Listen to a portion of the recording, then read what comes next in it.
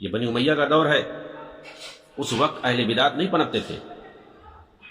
بدعتی جس طرح سے آج کل قبر پرست، خانقاہیت، مزارات اور ہر طرح کی انحراف اور گمراہی کو پھیلا رکھے ہیں، صرف اسماء اور صفات اور عقیدے ہی سے متعلق نہیں، ہر طرح کے خرافات انہوں نے تصوف کے نام پہ، زندقہ کے نام پہ، رفض و تشیع کے نام پہ، اور خانقاہیت اور مزار پرستی کے نام پر، تقلید کے نام پر پھیلا رکھا ہے۔ جتنی گمراہیاں پھیلائی ہیں ان لوگوں نے، ان میں سے کوئی ایک بھی گمراہی ان کے دور میں نہیں پائی جاتی تھی۔ یہ بنی امیہ کا دور ہے۔ اس وقت کہیں بھی کوئی گمراہی کسی کے ذریعے ابھرتی تھی، کوئی بھی شخص کوشش کرتا تھا کسی بھی بدعقیدگی اور گمراہی اور بدعت کو پھیلانے کی، فوراً اس وقت کے جو علماء ہوتے تھے اس پر ٹوٹ پڑتے تھے، اسے ایکسپوز کرتے تھے، اس کی گمراہی کو بتاتے تھے، لوگوں کو آگاہ کرتے تھے، اور حکومت اس کے خلاف کارروائی کرتی تھی۔ اس لیے آپ دیکھیں گے بنو امیہ کے دور میں کوئی بھی بدعتی جماعت، چاہے وہ خوارج کی ہو، روافض کی ہو، جہمیہ کی ہو، قدریہ کی ہو، ان سب کی بنیاد اس وقت پڑ چکی تھی، لیکن پنپ نہیں سکتے تھے۔ انہوں نے فکر اپنی پیدا کر دی تھی۔ ان کے سارے سرگنے آپ دیکھو گے اسی وقت کی ہیں، لیکن چاہے اس وقت کے علماء ہوں، چاہے حکمران ہوں، سب نے مل کر بدعتیوں اور گمراہوں کو پنپنے نہیں دیا۔ سارے لوگ جو ہے ان کا خاتمہ کر دیتے تھے۔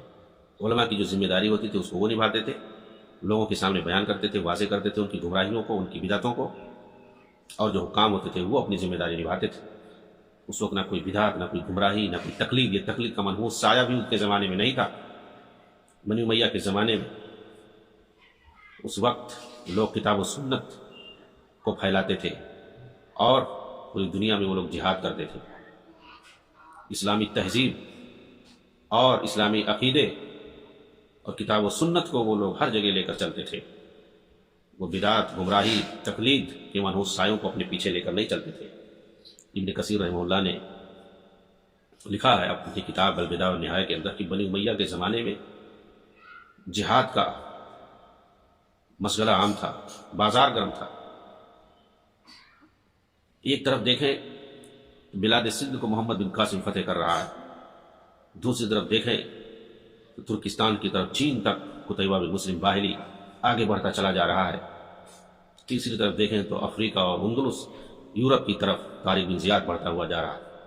ہر طرف جہاد کا علم بلند کیے ہوئے ہیں۔ ان کے ساتھ علماء اور فضلاء ہوتے تھے، ان کے ساتھ مجاہدین ہوتے تھے، ان کے ساتھ دعات ہوتے تھے، اپنے ساتھ کتاب و سنت لے کے چلتے تھے۔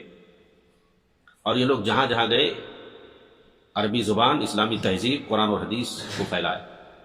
آپ دیکھیں افریقہ کے اندر سارے جو ہے ممالک، جو اسلامی ممالک ہیں، عربی بول رہے ہیں۔ یورپ، امریکہ، یورپ تک، اندلس تک، یہ جزائر ہے، یہ ٹیونس ہے، یہ لیبیا ہے، یہ مصر ہے، یہ کہیں عربی ممالک تھوڑی تھے عربی بولنے والے۔